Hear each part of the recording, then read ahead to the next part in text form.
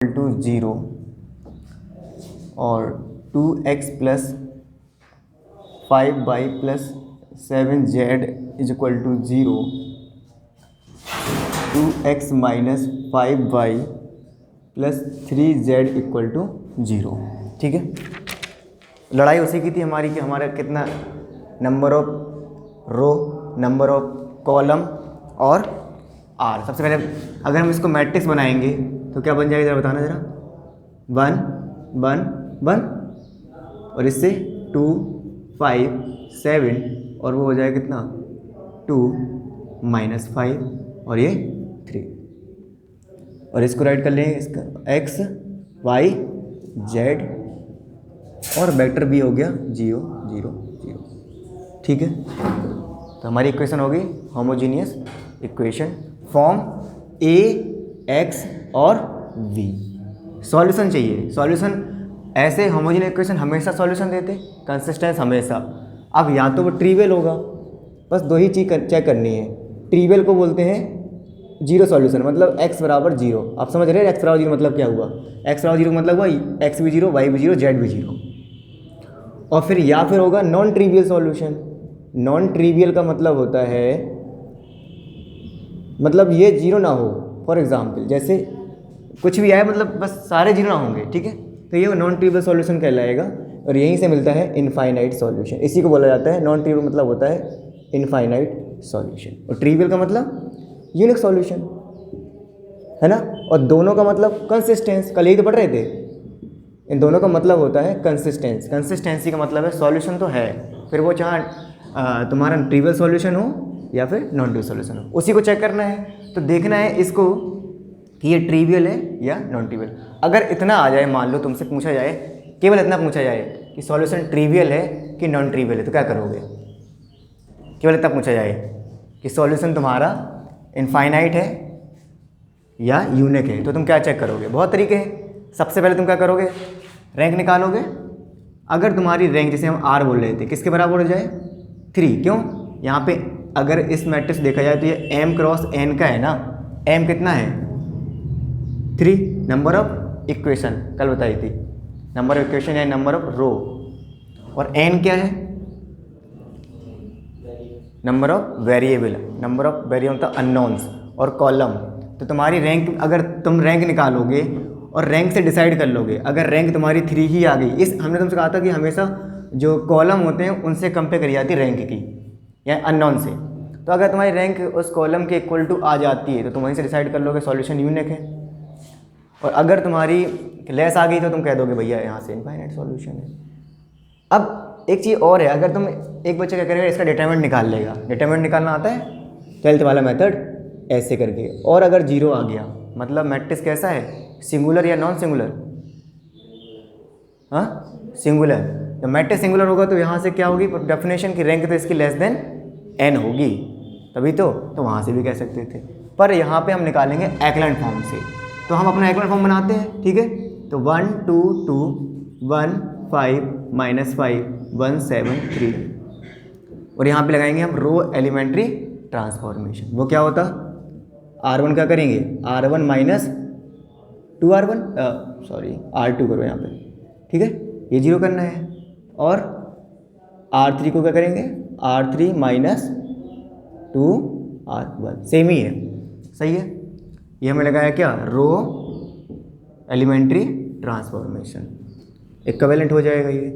1 1 1 0, यहाँ पे क्या हो गया 2 - 2 है ना। ये 5 5 - 2 कितना हुआ 3, 7 - 2 कितना हुआ 5। सिमिलरली 3 के लिए जाओ, 2 - 2 0, यहाँ रख के देखो 5 और -2 कितना हुआ -7, और ये कितना 3 - 2 कितना, सही है, बोलो। हाँ, इसके बाद हमें क्या करना है, अब हमें यहाँ पे और इधर पे ये 0 हो जाए क्योंकि हमें एक पाइवट तो मिल गया। ठीक है, एक्लन फॉर्म बनाने यही तो मेथड होता। तो अब ये सोचो कि यहाँ पे 1 कैसे बने, कुछ है मेथड आपके पास। हाँ है, पहले 1 बना लो, इजी होगा। वरना फिर ऐसा है कि यहाँ 0 करने के लिए 0 तो कर लेंगे पर यहाँ कॉम्प्लिकेट चीज़ आ जाएगी। एक मेथड ये भी होता, तो ऐसा करना तो ऐसा कर लो। R3 में क्या करोगे आप, R3 और प्लस 7/3 एक तो ये तरीका हो गया, ऐसे भी निकल के आएगा, सीधा निकल के आ जाएगा, है ना। तो 1 1 1 0 3 5 0 0, क्यों -7 रखोगे और +7/3 करोगे और R2 3 है तो कैंसिल हो जाएगा, तो 0 हो जाएगा, ठीक है। यहाँ पे कितना आएगा 1 और +7/3 और मल्टीप्लाई में 5, ठीक है, 3 और +35/3 मतलब 38/3 ना, ये तो आएगा, आ गया। अब यहाँ से आपने देखा कि रैंक कितनी है, बोलो कितनी रैंक 3, रैंक तो हमने देखा रैंक 3 आ गई पाइवर, क्योंकि हमारा एक्लन फॉर्म बन चुका है, ये हमारा एक्लन फॉर्म है। एक्लन फॉर्म में देखा 3 नॉन जीरो रो आ गई, रैंक का मतलब होता है 3 नॉन जीरो रो, ठीक है। और कॉलम भी बोल सकते हो, उसी को हम लोग कॉलम भी बोल सकते हैं। तो वहाँ से रैंक 3 आ गई, तो यहाँ से हम क्या कह देंगे, सॉल्यूशन कैसा है, हाँ रैंक पूरी आ गई ना, कितने वेरिएबल थे, सॉल्यूशन कैसा है, यूनिक है। और जब यूनिक होगा तो गारंटी इस बात की कि x बराबर 0 ही मिलेगा, y बराबर 0 ही मिलेगा, z बराबर 0 ही मिलेगा। कैसे, अगर आपको नहीं बिलीव हो रहा तो आप इसको इससे प्रोडक्ट करा दो, जैसे कल बताया था। क्या करोगे, ये लिखोगे 1 1 1 0 3 5 0 0 38 5 और ये हो गया x y z और इजिकल टू 0 0 0। अब प्रोडक्ट कराना आपको आते ही है, बोलो इसका रो उसका कॉलम। अगर तुम यहाँ से करोगे तो क्या आएगा, उल्टा करोगे 38 5 z इक्वल टू 0, तो z वाला कितना आ गया 0, उल्टा कर दिया मैंने, पहले इस रो को कर दिया। इसको करोगे 0x खत्म 3y plus 5z equal to 0, z 0 put करो यहाँ पे तो y भी 0 आ गया, ठीक है। इस पर आ जाओ x plus Y plus Z, x plus Y plus Z equal to 0, Z भी 0 वाई भी 0 मतलब x भी 0, सारे 0 आ गए। तो इसका मतलब कौन सा सॉल्यूशन हुआ, ट्रिवियल सॉल्यूशन है। करो नोट, घर पे लगा लिया करो थोड़ा बहुत, हैं लगाते ही नहीं हो।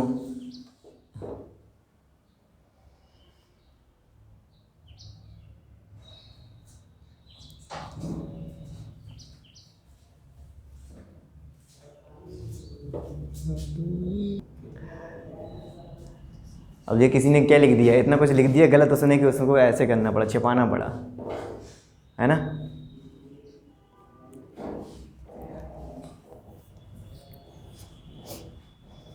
अच्छा जो लिख दो, कुछ चीज़ जैसे लिखी होती है तो उसे तो हम छिपा सकते हैं, जो चीज़ बोल दी उसको क्या है, उससे कुछ नहीं है, नहीं सॉरी बोलोगे कुछ नहीं होने वाला। ये टॉपिक कठिन है, मतलब भूल जाते जल्दी हैं। अभी ये क्वेश्चन देख रहे थे सुबह, उसमें यही लिखा था कि एक मैट्रिक्स है m क्रॉस n का, ठीक है, और वो मैट्रिक्स m क्रॉस n का या सिस्टम बोल लो, होमोजीनियस सिस्टम है Ax इक्वल टू 0 टाइप का, और उसकी कंडीशन ये थी m is less than n, कुछ ऐसा मैट्रिक्स है। अब m तुम्हारा और मैट्रिक्स भी ऐसा है m क्रॉस n टाइप का, तो अब ये पता ही है m छोटा है n से, m क्या है यहाँ पे, नंबर ऑफ इक्वेशन। तो जो भी रैंक आएगी बताओ, क्या कभी ऐसे मैट्रिक्स की रैंक n आ पाएगी, नहीं आ पाएगी, क्योंकि पहले से नोट बताए थे कि रैंक जो होती है वो हमेशा मिनिमम होती है इन दोनों में से, जो कम होगा मैट्रिक्स में m और n में जो कम होता है रैंक वही होती है, उससे लेस होती है। तो पहली गारंटी तो ये होगी कि जो भी रैंक होगी या तो वो m के इक्वल होगी या लेस होगी, पर n तो कभी नहीं होगी, ये रिलेशन निकल के आएगा यहाँ से। तो बताओ क्या कभी सॉल्यूशन यूनिक हो पाएगा, कभी नहीं, क्योंकि यूनिक गारंटी यही है कि नंबर तुम्हारी जो रैंक है वो n के बराबर होना चाहिए, और यहाँ पे कभी है नहीं, तो इस केस में नेवर सॉल्यूशन मिलता है, never unique solution, never unique solution. चलो जल्दी से एक दो क्वेश्चन और देखो यार, बढ़ो आगे, घर पे पढ़ ही नहीं रहे तुम लोग।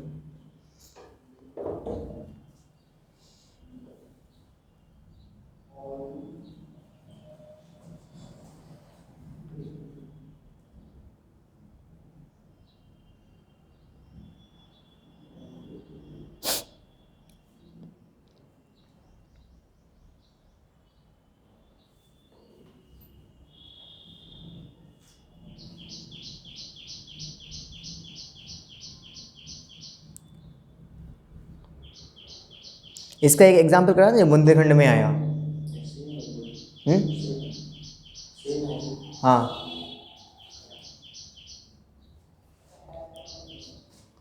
तुम तो लगा सकते थे यार सार, तो तुमने भी नहीं लगाया क्वेश्चन। लगा के बताओ ना कौन सा क्वेश्चन नहीं आया वो बताएं। हो गया?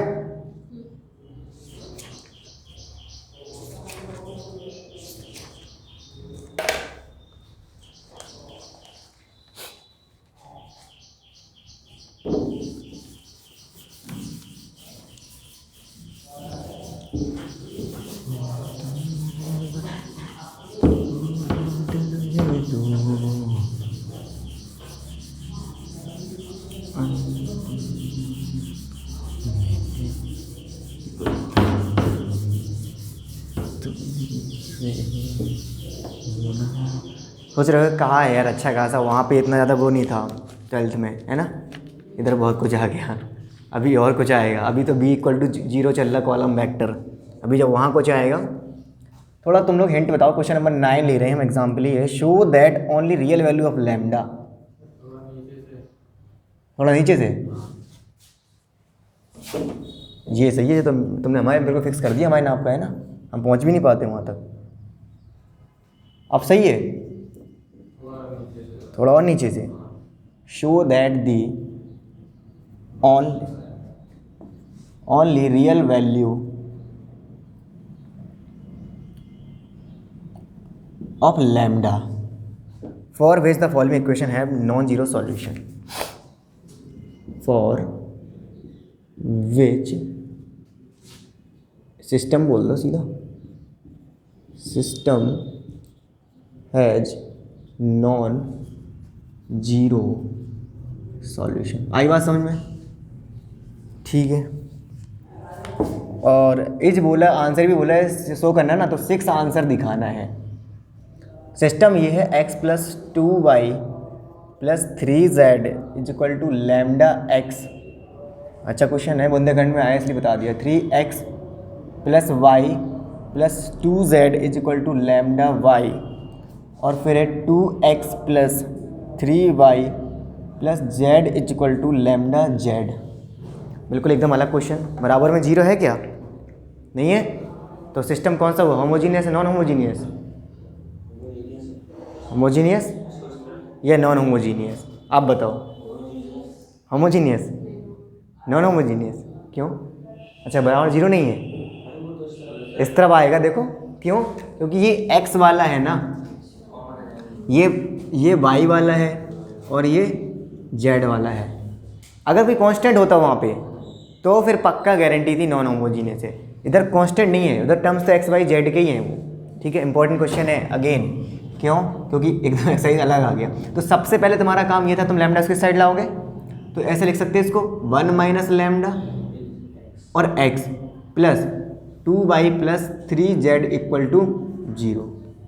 ऐसे ही इसको क्या करेंगे, 3x + 1 - लैम्डा y लिख सकते और + 2z = 0। सही है।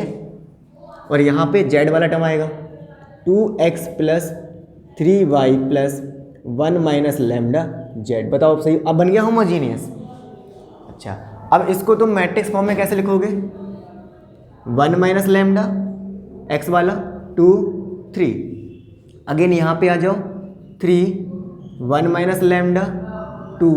और ये वाला लिखेंगे अगर कॉफिशिएंट मैट्रिक्स बना रहे हैं हम ये, ठीक है, 2 3 1 - लैम्डा और इधर पे x y z और राइट साइड में 0 0 0 है ना। ये मेरा x known as we x और ये v। ठीक, 3/3 का स्क्वायर मैट्रिक्स है। यहाँ पे रो भी 3 है और कॉलम भी 3 है। अब क्वेश्चन में गारंटी इन्होंने बोला कि सॉल्यूशन कैसा चाहिए, सिस्टम के पास कैसा है, हैज नॉन जीरो सॉल्यूशन। इसका मतलब क्या हुआ, हैज नॉन जीरो सॉल्यूशन का मतलब, क्योंकि होमोजेनियस इक्वेशन जो होती हैं उसमें जीरो का मतलब होता है यूनिक सॉल्यूशन और नॉन जीरो का मतलब होता है इनफाइनाइट सॉल्यूशन। तो नॉन जीरो सॉल्यूशन मतलब क्या हुआ, इनफाइनाइट सॉल्यूशन। हमें ये गिवन था कि नॉन जीरो सॉल्यूशन दिया है, सिस्टम के पास नॉन जीरो सॉल्यूशन है, दैट इज़, इसका मतलब हुआ कि यूनिक इनफाइनाइट सॉल्यूशन। अब बताओ, अगर इनफाइनाइट सॉल्यूशन है तो इस बात की गारंटी तो है ना कि जो रैंक होगी वो लेस देन 3 होगी, हाँ या ना? इस बात की गारंटी है कि नहीं है कि अगर सिस्टम के पास इनफाइनाइट सॉल्यूशन है तो जो रैंक है वो लेस देन 3, और रैंक लेस देन 3, तो अगर इस मैट्रिक्स का हम डिटर्मिनेंट निकाल लें, बोलो डिटर्मिनेंट निकाल लें, तो हमने ये मैट्रिक्स से देखो डिटर्मिनेंट वाली वो डाल दी, ठीक है।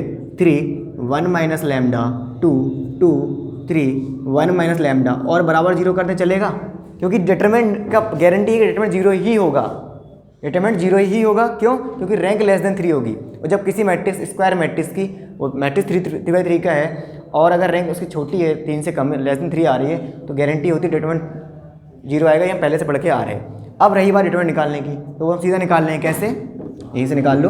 1 माइनस लैम्डा को बंद किया, इसका प्रोडक्ट से कराएंगे, तो 1 माइनस लैम्डा का होल स्क्वायर माइनस 6, ठीक है। फिर माइनस का 2, तो ये ऐसे और ऐसे, इसका इसमें इसका इसमें कितना आएगा? 3 1 माइनस लैम्डा माइनस के 2 2 4 है ना, और प्लस 3 की बारी आ गई, इस 3 की, ये गया और ये गया, तो 9 9 माइनस 2 ब्रैकेट 1 माइनस के लैम्डा, बोलो, और इक्वल टू में क्या करते हैं हम? 0, क्योंकि गिवन है हमें। अब इसको सॉल्व करेंगे, इसको सॉल्व करेंगे, सॉल्व करेंगे, ठीक है। 1 माइनस के लैम्डा ये रहा, इधर सॉल्व करो जरा, क्या आएगा?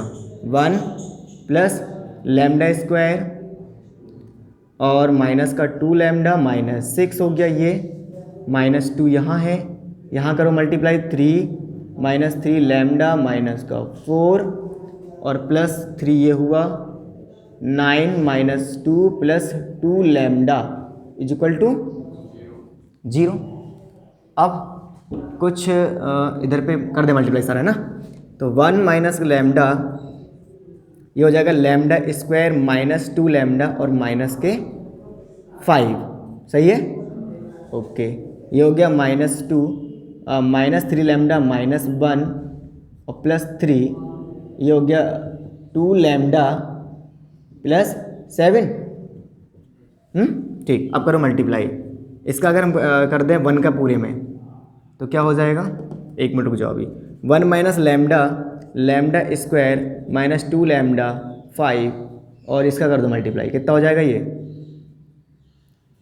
6 लैम्डा प्लस 2, इधर अगेन 6 लैम्डा प्लस 21, है ना, ठीक है। तो ये सीधा सीधा कितना हो गया? इसका भी कर दो मल्टीप्लाई,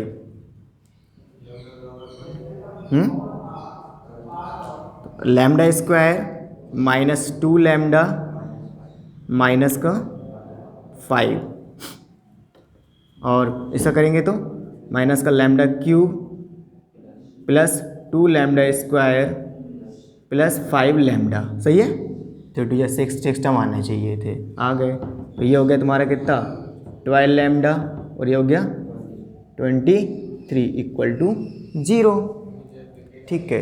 अब आप क्या करो, ये नीचे दिखेगा नहीं, इतना नोट करो पहले, नहीं फिर बवाल हो जाएगा। जैसे पहले अपन ने मैट्रिक्स में चेंज किया था, हाँ, इसमें नहीं कर सकते मैट्रिक्स में, अच्छा एक्लन फॉर्म, रो एक्लन फॉर्म बना रहे हैं, हाँ उससे भी, इसमें क्या करेंगे? उससे भी कॉम्प्लिकेट हो जाएगा। तुम यहाँ 0 बनाओगे, कैसे बनाओगे? ऊपर वाली रो पूरी 0 आ जाएगी, नीचे हाँ हाँ, दोनों 0 करनी है भाई, हो जाएगा उससे भी, पर थोड़ा हम रो में पहले मल्टीप्लाई करेंगे, 3 का ये हटाना पड़ेगा।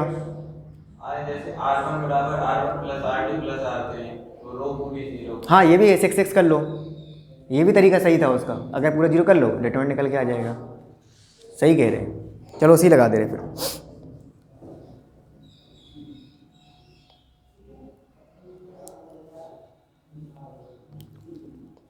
यहाँ से थोड़ा बड़ा हो रहा नहीं? Yes, you are right.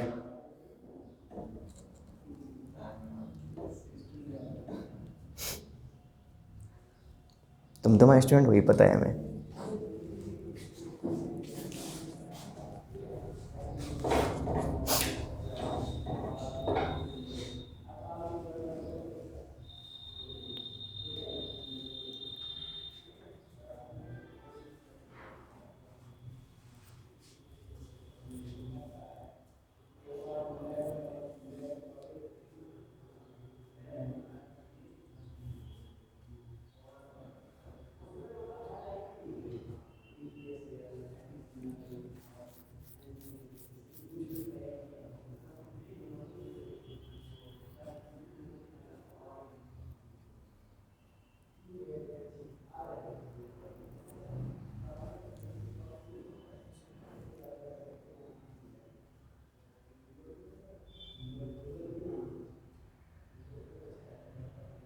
हो गया? अभी नहीं।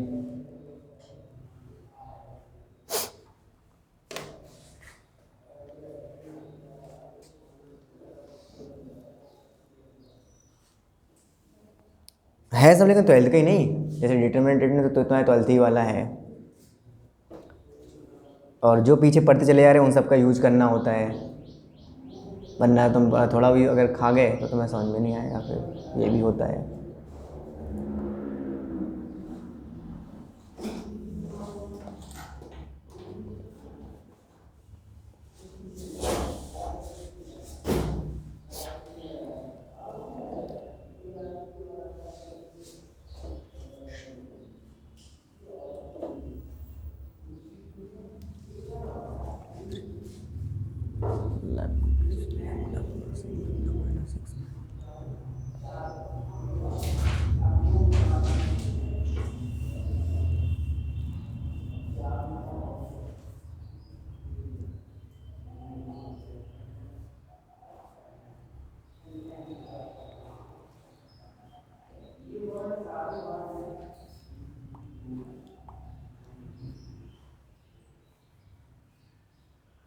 अब इसको तुम कैसे सॉल्व करोगे ये बताओ? रिमाइंडर थ्योरम से, क्योंकि हमने देखा हमारी डिग्री कितनी आ गई, 3 आ गई। तुम्हें रिमाइंडर थ्योरम याद है? क्या करते थे, एक वैल्यू पुट करते थे पहले, फिर 0 देखते थे, फिर उससे डिवाइड करते थे।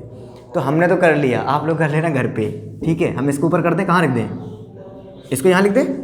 जैसे ही हम इसको जब फैक्टर करेंगे तो आपका आएगा 6 माइनस लैम्डा, और दूसरे में आएगा lambda square plus 3 lambda plus 3, यही आएगा। आप इनका मल्टी करके चेक कर लेना घर पे, यही आ जाएगा। इसको और सिंप्लाई कर लेना अभी, तो फिर ये जो हमने देखा फैक्टर करके यही आया। तो अब अगर आप इसको ले जाओगे 0 के इक्वल, तो क्या आएगा? लैम्डा इक्वल टू 6, एक आंसर। और अगर इसको सॉल्व करोगे ना तो यहाँ लगाएगा हम सीधा चाल लगेगी। वो फॉर्म क्या होती है? Lambda is equal to minus B कितना है? 3 plus minus B square 9 minus का 4ac मतलब 3 upon 2a। Lambda equal to कितना है? -3 प्लस माइनस 9 माइनस 12।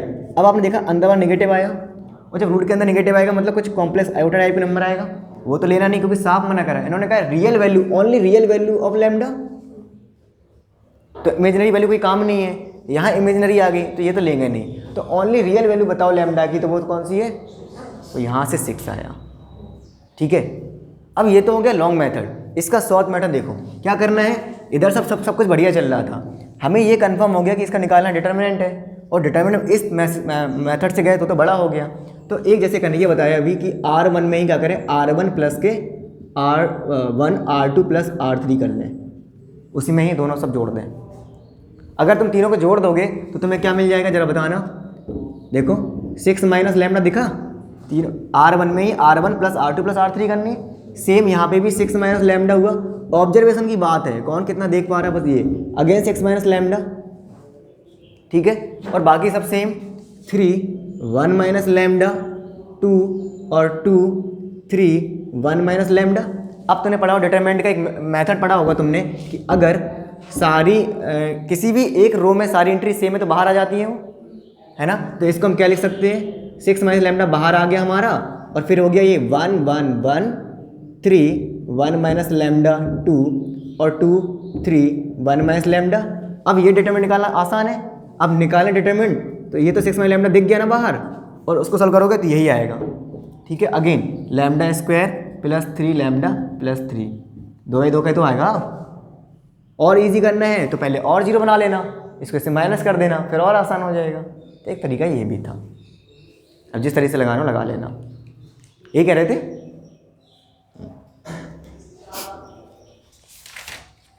चलो,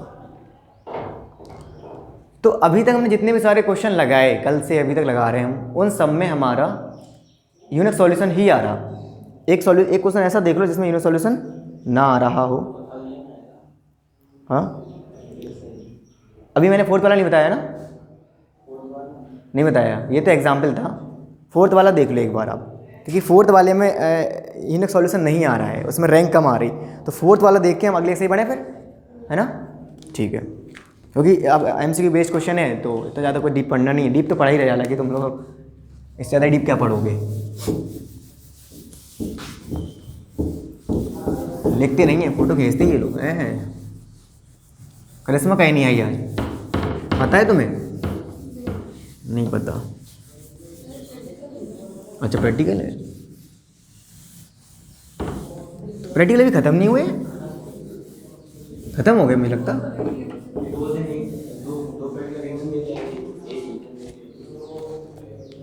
नहीं चल रहे हो किसी किसी स्कूल में, शायद ऐसा भी होगा। अच्छा रीजन ने बताया कि प्रैक्टिकल नहीं है। x plus 2y plus 3z is equal to 0, 2x plus 3y plus 4z equal to 0, और क्या है 7x plus 13y 9z equal to 0। यही तो है, x plus 2y plus 3z equal to 0, 2x plus 3y plus 4z, 7x 13y 19z। सबसे पहले काम क्या है मैट्रिक्स बनाने का? मैट्रिक्स बनाएंगे 1 2 3 2 3 4 7 13 19, ठीक है। और ये x y z और राइट साइड में 0 0 0। सबसे पहले क्या फाइंड करनी है? रैंक। कौन से मेथड से? एक्लन फॉर्म से। तो क्या करेंगे R2 test to R2 minus 2R1 और R3 रो जो है R3 माइनस 7R1, ठीक है सर तक 1 2 3, ठीक है। और यहाँ पे कितना हो जाएगा 0, क्योंकि 2 माइनस 2 0, यहाँ पे भी 0 कर ले रहे, पता है 7 माइनस 7। यहाँ थोड़ा चेंज आएगा 3 माइनस 4 कितना बचा -1, और यहाँ पे 4 माइनस 6 -2। चलो यहाँ 13 माइनस के 14 -1, देखो सिंपल सा 19 माइनस का 21 -2 है ना। अब हमें साफ साफ दिख रहा है। नेक्स्ट स्टेप क्या करना है? जो R3 होगी वो क्या कहे R3 माइनस R2 माइनस कर दे रहे, ठीक है। तो क्या होगा 1 2 3 0 -1 -2 0 0 0 हो गया। अब आपने देखा कि रैंक हमारी क्या आ गई? Less than number of unknowns, क्योंकि अननोन्स यहाँ पे x y z 3 थे, लेकिन रैंक तुम्हारी 2 आ गई 1 और 2। तो यूनिक सॉल्यूशन तो नहीं होगा, इनफाइनाइट होगा। फिर हमने बताया कैसे सॉल्यूशन कैसे निकाला जाता है। इस मैट्रिक्स को इसको इक्विवेलेंट राइट कर ही सकते, बिल्कुल कर सकते। अब फिर से यहाँ पे लिख दो x y z is equal to 0 0 0, ठीक है। अगर आप यहाँ से देखोगे पहला वाला अगर मल्टीप्लाई कराओगे फर्स्ट रो का इस कॉलम से, तो x plus 2y plus 3z equal to 0 मिलेगा। दूसरा क्या होगा 0 माइनस वाई माइनस का 2z इक्वल टू 0। लेकिन थर्ड में आपने देखा सब 0 0 एंड 0, तो कहीं ना कहीं हमें एक कांस्टेंट को तो लेना पड़ेगा ना, क्योंकि अब हमें दोनों वैल्यू अगर आप देख रहे हो तो मैं लिख सकता हूँ y इक्वल टू -2z, बोलो ये तो हो जाएगा। और इस x को लिख दें हम x is equal to -2y -3z, ठीक है। और y इक्वल टू क्या है? y इक्वल टू क्या है? -2z -3z, तो x इक्वल टू क्या हुआ 4z है ना, और -3z, तो x भी क्या होगा z, यानी x भी z पे डिजर्व कर रहा और y भी z पे डिजर्व कर रहा है। इसका मतलब z तो कुछ होगा ना। तो लेट यहाँ पे हम क्या करेंगे, let z equal to c, अपने मन से कुछ मानना पड़ेगा बस। अब z c ले लिया, c1 c जो मानना हो, तो y इक्वल टू क्या आएगा -2z, और x इक्वल टू कितना आएगा c रखो z के प्लेस पे, तो 2c c और जेड सी है ही। तो ये सारा तुम्हारा सॉल्यूशन होगा। और सॉल्यूशन कैसा होगा? इनफाइनाइट। क्यों? क्योंकि जैसे तुम सी बदलोगे, सी तो मनमाना है, सी कुछ भी हो सकता। तो यहाँ से मिला हमें इनफाइनाइट सॉल्यूशन, क्योंकि रैंक जो थी वो लेस आ गई थी अननोन से। बॉक्स वाला ये, अरे पबरन दो यार, हम समझ गया। हाँ ले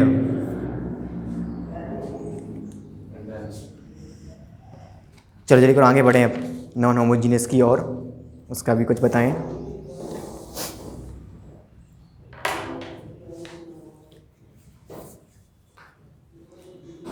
लिख लो, आराम से लिख लो।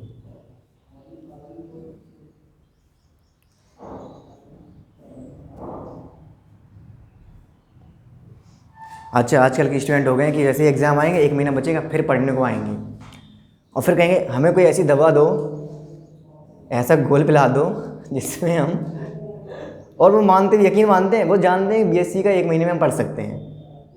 तो गैस पेपर पतले होते वैसे भी उनको कॉन्फिडेंस आ जाता है, अरे ये गैस पेपर एक रात में निपटा देंगे हम ऐसे हैं। और फिर हम ही जान लेंगे और सिलेबस हो नहीं पाता फिर।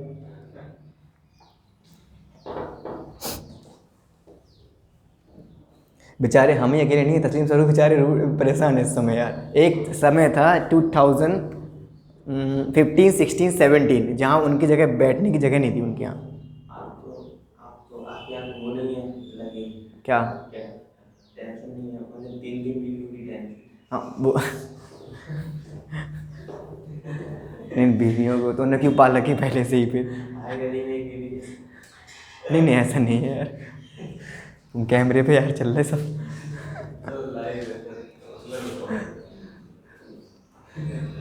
अब वो सच में उनकी अभी कंडीशन ऐसी ही, बच्चे आ ही नहीं रहे। रीज़न यही है कि नकल हो गई है, और दूसरा बच्चों का जो बीएससी का करने का मूड था बदल गया, बच्चे बीएससी कर ही नहीं रहे। हाँ भाई, हम खुद जीने बैठते थे, जगह नहीं मिलती थी, पीछे ही बैठते थे। अच्छा खासी गैदरिंग थी पहले। लेकिन अब तो बैच ही नहीं बन पा रहे। एक तो यूट्यूब आ गया, बच्चों ने सर्च मारा, डाला ये टॉपिक मैट्रिक्स, चालू।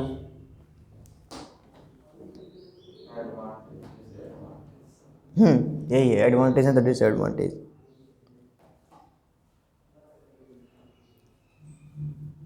हुआ? चलो, ये तो था एक एक्सरसाइज का होमोजीनियस सॉल्यूशन। अगर तुमसे कोई पूछे तो पहली एक्सरसाइज थी, उसका सॉल्यूशन तो हमेशा होगा, बताओ। अगर तुमसे कोई कह दे एक मैट्रिक्स, एक सिस्टम है होमोजीनियस, है ना, और उसकी रैंक उसके नंबर ऑफ अननोन्स के बराबर आ रही, तो सॉल्यूशन कैसा होगा बताओ सार्थक? यूनिक होगा, वेरी गुड। और वो यूनिक कैसा होगा? x=0 वाला, यानी सारे जीरो होंगे, x भी जीरो, y भी जीरो और z भी जीरो। और अगर रैंक तुम्हारी नंबर ऑफ अननोन से लेस आती है तो सॉल्यूशन कैसा होगा? इनफाइनाइट सॉल्यूशन होगा। अब ग्रेटर देन रैंक कैसे हो जाएगी? रैंक मैट्रिक्स से ग्रेटर देन कभी नहीं हो सकती, है ना। तो सॉल्यूशन कैसा होगा? इनफाइनाइट होगा। और इनफाइनाइट होगा तो जीरो तो हो ही सकता है, जीरो सेटिस्फाई तो कर ही देगा, जीरो के अलावा भी होगा, ठीक है, ओके। देखो उसे बोला जाता है नॉन ट्रिवियल। देखो ट्रिवियल में ओनली 0 0 वाला सॉल्यूशन आता है, नॉन ट्रिवियल में 0 0 वाले भी हम उसे कर सकते हैं वहाँ पे, क्योंकि अभी सी लिया था, सी को 0 कर लेते तो y भी 0 आता, x भी 0 आता, बोलो। तो उसमें जो नॉन ट्रिवियल होता है उसमें 0 वाले और अदर भी आ जाएंगे, वो उसमें आता है नॉन ट्रिवियल में। ट्रिवियल का समझ लो कि ओनली उसमें 0 आता। अब आता है तुम्हारा जो अगली नेक्स्ट टॉपिक है, वो है नॉन होमोजीनियस का। नेक्स्ट एक्सरसाइज है, हाँ वही करें। इसमें क्या है कि अब हमें एक नया, जैसे ax=v चलेगा, है ना, अब भी कुछ ना कुछ होगा। अभी तक क्या चल रहा था? 0 0 चल रहा था उस तरफ, लेकिन अब मैट्रिक्स में v बनेगा, कुछ प्रॉब्लम? हाँ, तो ax=v। अब यहाँ पे क्या होगा कि एक तरीका निकालने का ये कि यहाँ पे सॉल्यूशन की क्या होगी, यहाँ पे 3 प्रकार से इसको सॉल्व करेंगे। यहाँ पे सॉल्यूशन इनफाइनाइट होगा, ठीक है, यूनिक भी हो सकता है और नो सॉल्यूशन भी हो सकता है। देखो पिछले क्वेश्चन में नो सॉल्यूशन नहीं था, सॉल्यूशन तो था वहाँ पे चाहे इनफाइनाइट में चाहे यूनिक मिलेगा जरूर, गारंटी थी। लेकिन यहाँ पे एक ऐसा भी है कि जो नो सॉल्यूशन भी देगा। अब इनकी अलग अलग कंडीशन है, इनफाइनाइट कम मिलेगा, यूनिक कम मिलेगा और नो सॉल्यूशन कम मिलेगा। सबसे पहले यहाँ क्या करना है, आप ए मैट्रिक्स जानते हो क्या होता? अरे भाई कोएफिशिएंट मैट्रिक्स जो बनेगा अभी, है ना। जैसे हम क्वेश्चन उठा ले रहे हैं, एक्सरसाइज से पहले क्वेश्चन ले रहे, use the test of rank to show that following equation are not consistent. यहाँ लिखते चलेगा 2x - y + z = 4, 3x - y + z = 6, 4x - y + 2z = 7। हाँ 4 का 5 आ जाएंगे अभी। अब बड़े क्वेश्चन, रॉयल खंड में आया। और हमें क्या करना है, टेस्ट ऑफ रैंक, मतलब रैंक निकाल के ही पता करना कह रहे हैं। शो दैट, दर्शाना, दिखाना ये कि सॉल्यूशन का नॉट कंसिस्टेंट। तो बताओ जरा, नॉट कंसिस्टेंट का मतलब क्या होता? ये दोनों क्या बताते हैं? ये दोनों बताते हैं कंसिस्टेंस। कंसिस्टेंसी का मतलब होता है सॉल्यूशन। अब वो सॉल्यूशन या यूनिक हो या इनफाइनाइट हो, पता नहीं है। हो ना रहा किसका? चला गया? पढ़ा रहे हम, देखेंगे बाद में। नो सॉल्यूशन का मतलब क्या होता है?